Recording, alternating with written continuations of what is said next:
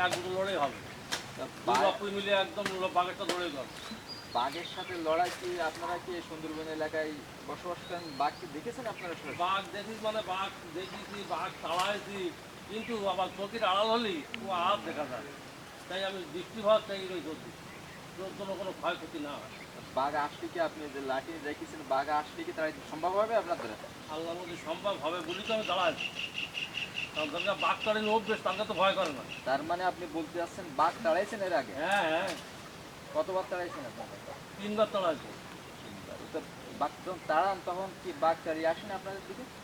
কথা হলো এই মানুষের ভয় 18,000 মখলুকাত আল্লাহ তৈরি করেছে, সবাই শ্রেষ্ঠ এই মানুষ।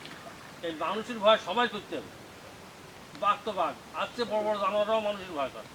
মানে আপনারা তো বিশেষ করে সাতক্ষীরার মানুষ এমনি বাঘের সাথে লড়াই করে থাকেন। হ্যাঁ ঠিক আছে, তা ভালো থাকেন, তাহলে আবার দেখা হবে। হ্যাঁ, দোয়া করবেন আমাদের দিকে কোনো আপদ বিপদ না হয়।